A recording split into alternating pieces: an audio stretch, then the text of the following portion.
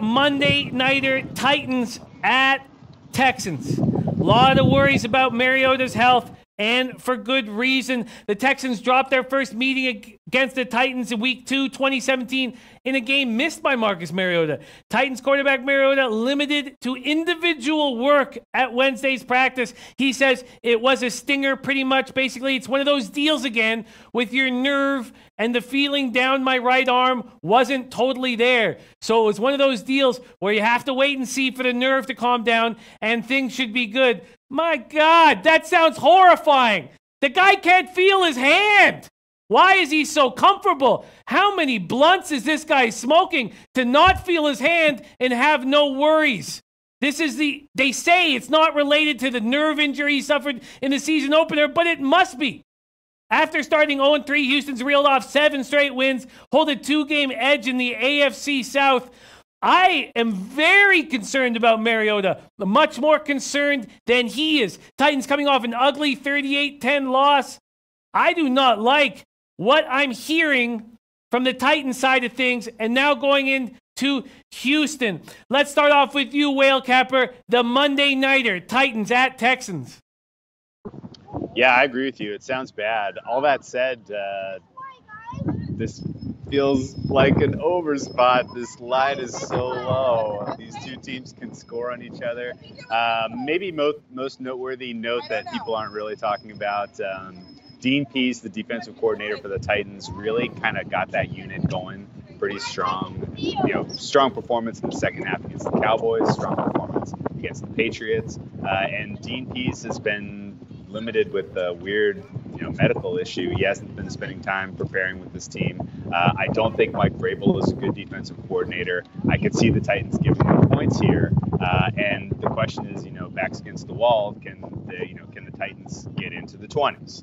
It's going to be tough. We saw obviously they weren't able to get enough points to get the overhome against the Colts, which absolutely stunk. But this on Monday night with a little bit of extra rest in a game that means an awful lot for their hopes to make the playoffs. I still think you're talking about they're going to be able to get into the 17, 20-point range, which to me means this is an overlook, because I think the Texans get into the 20s pretty comfortably against a defense that's missing their leader in Dean Pease. So this is another overlook for me. And if I had to choose a side, I'm probably going to grab the points with the Titans, because I feel like whoever has the ball last kicks a field goal and wins this one. And if you're going to give me, as many points as they're laying right now, and Marcus Mariota trots out there and you can be in any way, shape, or form some of the dynamic play we've seen from them in the second half of the season, then I think the Titans are probably live in this spot.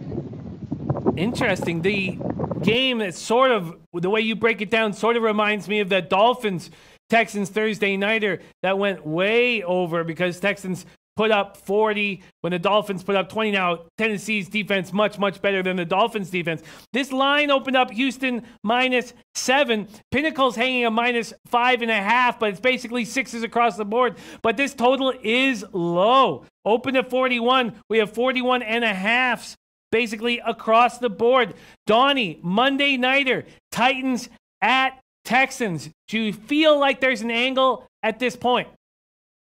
I need to see a little bit more out of what Marcus Mariota is going to bring to the table. If he's upright, mobile, and can, execute some simple plays, I think Tennessee is probably going to be the play here. I've just never been a Houston backer, especially if you're going to ask Houston to win by 7.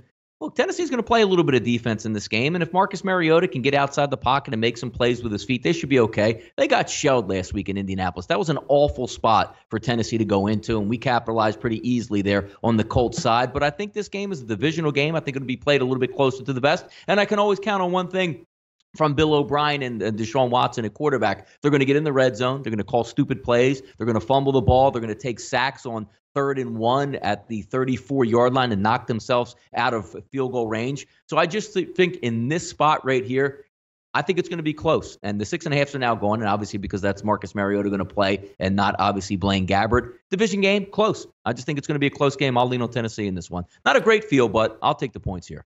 We have more time to break this game down as it's a Monday nighter. And Donnie, you capitalized on the Colts. I took it in the drink hole with the Titans. Not only did I take it in the drink hole, but I put $150 on the Titans to win the division. So it's basically like a double loss for me. But congratulations, Donnie. Congratulations on your successes.